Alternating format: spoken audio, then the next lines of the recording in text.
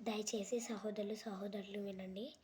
మనం ఈ భూమి మీద ఎందుకుంటామంటే, ఈ భూమి మీద గాలి, నీరు అన్నీ అన్నీ కరెక్ట్గా ఉన్నాయి. Correct air, correct water and correct land ఉన్నాయి. కాబట్టి మనం ఈ ఎర్త్ అనే భూమిలో ఉంటాము. మనము ఈ భూమి మీద జన్మించినప్పుడు దేవుడు మనకు ఒక అవకాశం ఇచ్చాడు. ఏమని? మనం జన్మించినప్పుడు ఒక అవకాశం ఇచ్చాడు. ఆ అవకాశం ఏమిటంటే మనకు దేవుడు చెప్పాడు. ఏమని?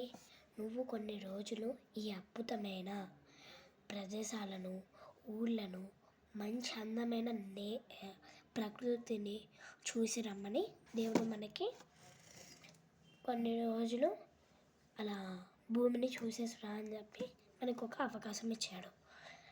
మనము భూమి మీద కొన్ని రోజులు ఉంటాము అని దేవుడు కూడా చెప్పాడు. ఏమని?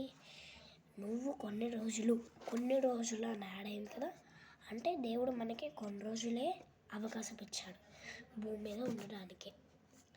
సో మనము కొన్ని రోజులే ఉంటాం, ఎక్కువ రోజులు ఉంటామని అనుకోకండి. ఆరోగ్యాల సమస్యల వల్ల కూడా తొందరగా వెళ్ళిపోవచ్చు మనం. సో ఇప్పుడు మరొక విషయం, దయచేసి సహోదరులు వినండి.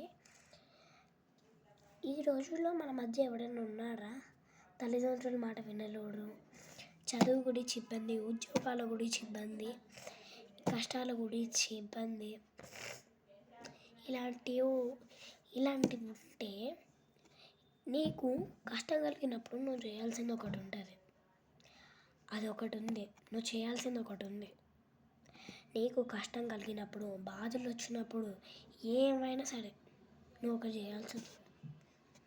అదేంటిదంటే నువ్వు చేయాల్సింది ఒకటి ఉంది అని అంటున్నాడు దేవుడు. అది ఏంటిదంటే ప్రార్థన. నువ్వు దేనికైనా సరే ప్రార్థన చేయాలి. నాకు ఇలా కష్టం వచ్చింది, అలా కష్టం వచ్చింది, నాకు ఉద్యోగం రావట్లేదు, నాకు చదువు రావట్లేదు, నాకు ఎగ్జామ్లలో మంచి మార్కులు రావట్లేదు, నేను ఎప్పుడు ఫస్ట్ రావట్లేదు అనేటోళ్ళు ఉంటే అని అనిపిస్తే మనం చేయాల్సింది ఒకటే, ప్రార్థన. మా అబ్బాయి థర్డ్ క్లాస్ చదువుతున్నప్పుడు ఒకటి చెప్పాడు నాకు. ఏంటిదంటే, నా కుటుంబమేమో నా మనసు, ఇక్కడేమో నా ప్రాణ స్నేహితులు అన్నాడు. మరి దేవుడు ఎర్రా అంటే దేవుడు నా ప్రాణం అనేసాడు. చూసాడా? దేవుడు అంటే అంత ప్రాణం వాడికి. చూసాడా? చిన్న పిల్లలకి కూడా దేవుడు అంటే అంత ప్రేమ. చూసాడా? అంత శక్తి గల దేవుడు మనకి ఏమన్నా చేయగలగడు. కానీ చేయడానికి నువ్వు చేయాల్సింది ఒక్కటిగానే ఉంటుంది, అదే ప్రార్థన. నువ్వు దేనికైనా ప్రార్థన చేయి. నువ్వు ప్రార్థన చేయకుండా దానికి ఎవ్వరు లేడు. నువ్వు చేసుకో, ఏమన్నా చేసుకో, ఎంతసేపు అన్నా ప్రార్థన చేసుకో, నీ ఇష్టం. బైబిల్ చదువు, ఏమన్నా చేయి, బైబిల్ కూడా చదవాలి. ఈ రోజుల్లో మన మధ్య ఎవరైనా ఉన్నారా నాకున్న కష్టాలు తొలగిపోవట్లేదు, మరియు అది కుటుంబాల సమస్యలు వెళ్ళిపోవట్లేదు అంటే ప్రార్థన చేద్దాం రండి. యేసయ్య గొప్పరాజు ప్రభువా, మా కుటుంబాలను సంతోషంగా ఎటువంటి కష్టాలు లేకుండా ఉండేటట్టు, మరియు ఉద్యోగాలు వచ్చేటట్టు చిన్నపిల్లలు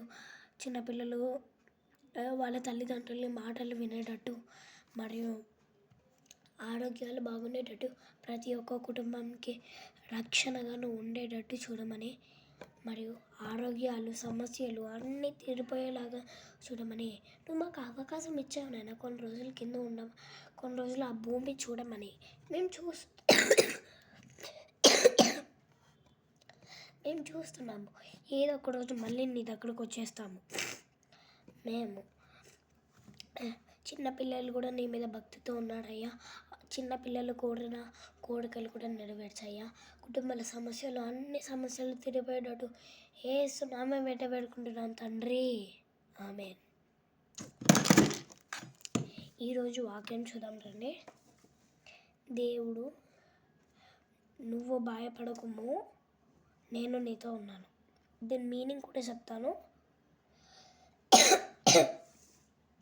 అంటే దేవుడు మనకు ఉన్నట్టు.